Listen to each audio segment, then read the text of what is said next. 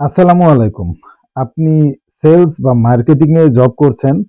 আপনার প্রোডাক্টের দামও ঠিক আছে, কোয়ালিটিও চমৎকার। তবুও কাস্টমার না বলছে।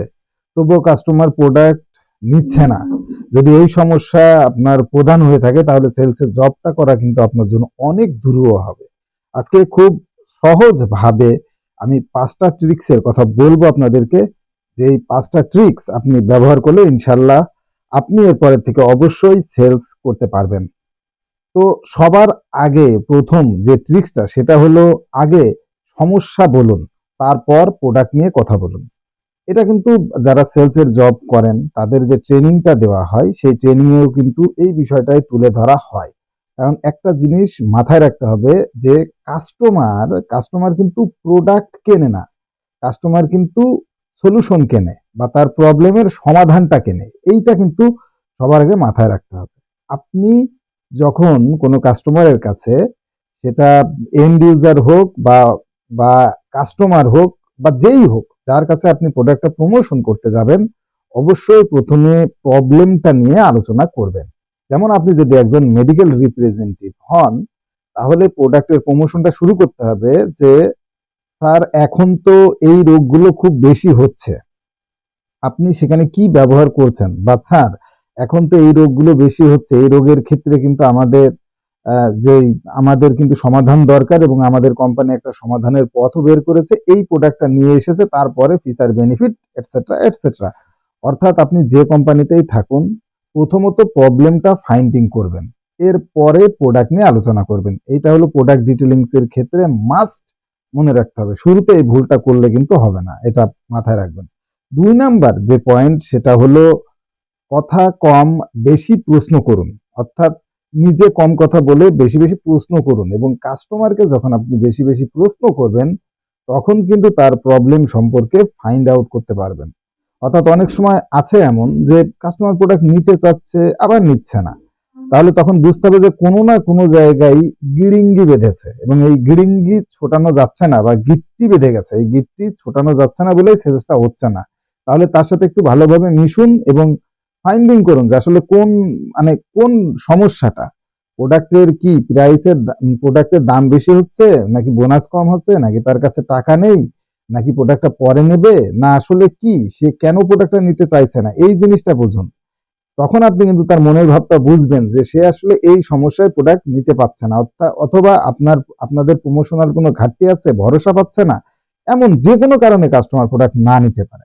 তাহলে তার সাথে বেশি তাকে প্রশ্ন করুন, নিরিবিলি সময়ে করবেন, দেখবেন আপনি নিজেই অ্যান্সারটা পেয়ে গেছেন। তখন কিন্তু এই প্রোডাক্ট সেল করা আপনার জন্য সহজ হবে। যখন কারণটা বুঝবেন, সেই কারণ অনুযায়ী কাজ করবেন, দেখবেন সহজ হয়ে যাবে। এরপর ৩ নাম্বার যে পয়েন্ট, দাম নয় ভ্যালু দেখান। এইটা কিন্তু খুব গুরুত্বপূর্ণ। যে না, প্রায় সময় হয় আপনার প্রোডাক্টের দাম তো অনেক বেশি।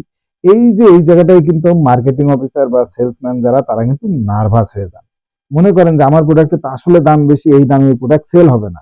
ভাই বুঝতে হবে যে ওখানে ওই প্রোডাক্টের ভ্যালু আপনি বোঝাতে পারছেন না। আমি যদি আপনাকে একটা ইকুয়েশন দিই যে আপনার প্রোডাক্টের দাম বেশি, আমাদের প্রোডাক্টের দাম বেশি, ৳২,০০০ প্রোডাক্টের দাম। এটা না বলে যদি এমনভাবে বলা যায় যে ভাই এই প্রোডাক্টটা ব্যবহার করলে আপনার কিন্তু মাসে ৳৫,০০০ সেভ হবে। এইভাবে যদি আপনি বোঝান তাহলে কিন্তু প্রোডাক্টের ভ্যালু ক্রিয়েট হবে। এবং এই জিনিসটাই কিন্তু আপনাকে করতে হবে। প্রোডাক্টের দাম বেশি এই জিনিস আপনার মাথা থেকে ঝেড়ে ফেলতে হবে। অনেক মার্কেটিং অফিসারকে কিন্তু আমি দেখেছি নিজের প্রোডাক্ট নিজেই বলে যে এই দামে কি প্রোডাক্ট বিক্রি করা যাবে? এই ধরনের চিন্তা, মানে এই ধরনের নেগেটিভ চিন্তা ব্রেন থেকে ওয়াশ করে দিতে হবে। বুঝতে হবে প্রোডাক্টের ভ্যালুটা ক্রিয়েট করতে হবে। আপনি প্রোডাক্টের ভ্যালু ক্রিয়েট করতে পারছেন না বলেই কিন্তু প্রোডাক্ট সেলস হচ্ছে না। বিষয়টা কিন্তু এমন। ৪ নাম্বার পয়েন্ট হলো প্রুফ দেখান। প্রুফ দেখানোটা খুবই গুরুত্বপূর্ণ। আপনার নিকটস্থ আপনি ভাই অমুক জায়গায় এই প্রোডাক্টটা দিয়েছিলাম, বেশ ভালো রেজাল্ট হয়েছে। অমুক কাস্টমার, হয়তো ওই কাস্টমারের পরিচিত বা ওই কাস্টমারের বন্ধু বান্ধব, এমন আরো কাস্টমার থাকতে পারে, রিলেটিভ থাকতে পারে, কাস্টমার থাকতে পারে। তাকে ওইভাবে উদাহরণ দিন যে ভাই অমুকের কাছে প্রোডাক্টটা দিয়েছিলাম বা অমুক স্যার বলেছিল যে এই প্রোডাক্টটা বেশ ভালো, আপনাদের এই প্রোডাক্টটা ভালো রেসপন্স করছে, এই রোগের বিরুদ্ধে প্রোডাক্টটা ভালো কাজ করছে। এইভাবে তাকে রেসপন্স দেখান। বা অমুক ভাই এই প্রোডাক্ট এত কার্টুন নিয়েছে।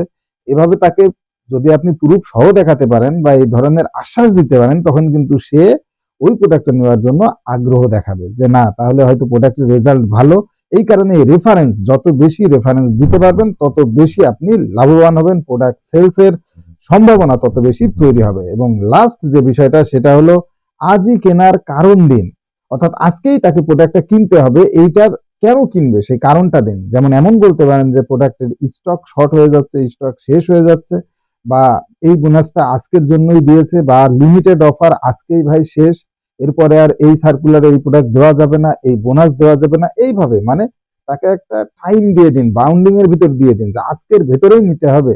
কেন আজকের ভেতরে নেবে সেইটাও আপনি কিন্তু খুঁজে বের করবেন। এইভাবে একটা টাইম সেট আপ করে যদি আপনি দেন তাহলেও কিন্তু অনেকাংশে দেখবেন প্রোডাক্ট সেল হবে। যে প্রোডাক্টের তার নিড আছে সেই প্রোডাক্ট হয়তো তাকে 10-15টা আছে, তারপরেও যদি আপনি বলেন যে ভাই এই প্রোডাক্ট স্টক থাকছে না, আজকে কোনো রকম 20-30টা আর আছে, এরকম যদি বলেন তাহলেও কিন্তু দেখবেন সে বলবে যে হ্যাঁ ঠিক আছে আমার তাহলে কয়টা দেন। তবে একটা জিনিস মাথায় রাখবেন, এই পদ্ধতিটা খুবই মানে কম টাইম করবেন, কারণ এটা দীর্ঘমেয়াদী কিন্তু কাজে লাগবে না। উপরে যে 4টা বললাম ওই 4টা আপনার দীর্ঘমেয়াদী কাজে লাগবে। আশা করছি এই 5টা ট্রিক্স আপনি যদি সঠিকভাবে ব্যবহার করতে পারেন, নিশ্চিতভাবে আজকের থেকে আপনার সেলসটা বাড়বে। কোন পদ্ধতিটা আগে ব্যবহার করছেন বা করবেন চিন্তা করছেন সেটা কমেন্টে জানান।